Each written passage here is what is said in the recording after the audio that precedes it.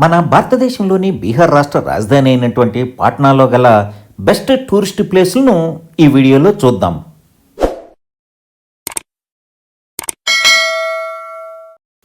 పాట్నా బీహార్ రాష్ట్ర రాజధానిగానే కాకుండా భారతదేశంలోని పురాతన నగరాల్లో ఒకటిగా పాటలీపుత్రగా ప్రసిద్ధి చెందింది. ప్రసిద్ధి చెందిన గంగా నది తీరం వద్దన ఉన్న గల ఈ పాట్నా నగరం మౌర్యగుప్త నందవంశాల కాలంలో ఇది రాజకీయ సాంస్కృతిక కేంద్రంగా ఎంతో ప్రసిద్ధి చెందింది.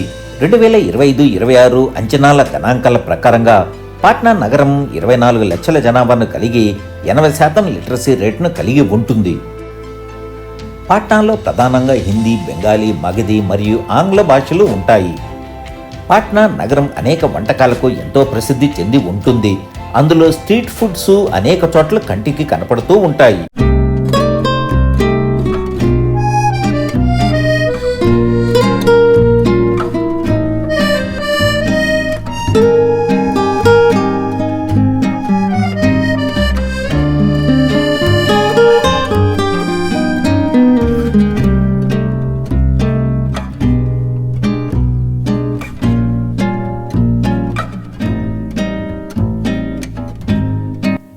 బీహార్ రాష్ట్ర రాజభవన్ ఇది.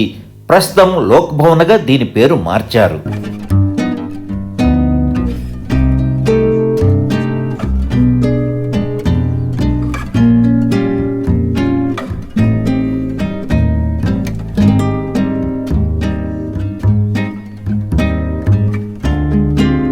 బీహార్ రాష్ట్ర విధాన మండలి ప్రవేశ ద్వారం ఇదే. ఈ ప్రాంగణం లోపల భాగంలోనే బీహార్ లెజిస్లేటివ్ అసెంబ్లీ మరియు బీహార్ లెజిస్లేటివ్ కౌన్సిల్ కూడా ఉంటుంది. బీహార్ రాష్ట్ర అసెంబ్లీలో 243 మంది ఎమ్మెల్యేలు, లెజిస్లేటివ్ కౌన్సిల్లో 75 మంది ఎమ్మెల్సీలు ఉంటారు. బీహార్ రాష్ట్ర హజ్ కమిటీ భవనం ఇది. హజ్ కమిటీ ద్వారా అనేక కార్యక్రమాలు చేపడుతున్నారు. అందులో ప్రత్యేకించి విద్యారంగానికి అత్యధిక ప్రాధాన్యత ఇచ్చి వినూత్న కార్యక్రమాలు ఎన్నో చేపడుతుండడం అభినందనీయం.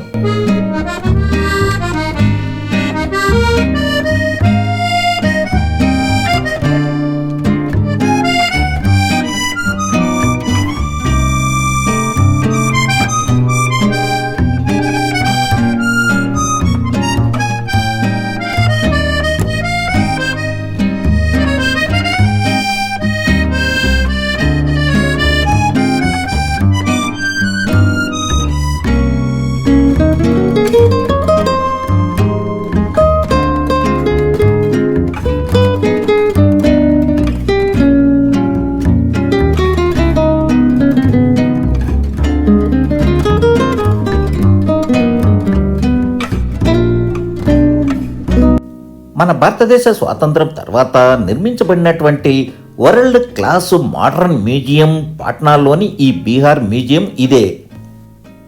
ఇది జపాన్ మరియు భారత ఆర్కిటెక్టులతో కలిసి నిర్మించిన వరల్డ్ క్లాస్ ఆర్కిటెక్చర్ కలిగిన మ్యూజియంగా ప్రసిద్ధి చెందింది. ఈ మ్యూజియం ప్రవేశ రుసుము ఇండియన్ సిటిజన్స్కు 100 రూపాయలు, ఫారినర్స్కు 500 రూపాయలుగా ఉంటుంది.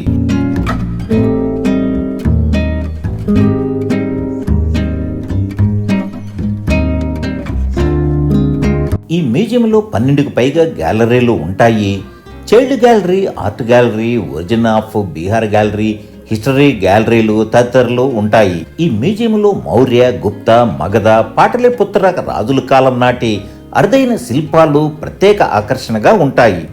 13 ఎకరాల్లో నిర్మించిన ఈ బీహార్ మ్యూజియం టూరిస్టులను ఎంతో ఆకర్షిస్తూ ఉంటుంది.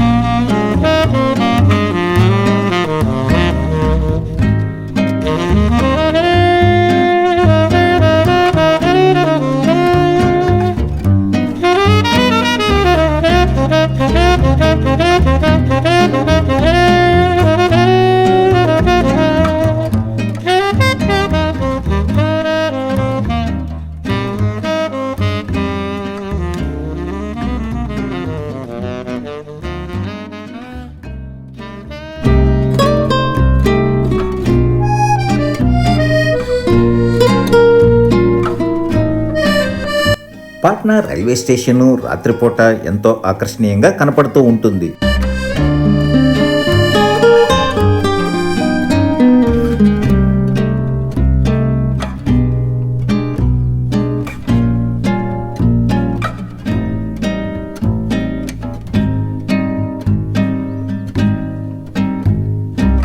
ఈ రైల్వే స్టేషన్కు ఎదురుగానే ఎంతో ప్రసిద్ధి చెందిన మహావీర్ ఆలయం ఉంటుంది.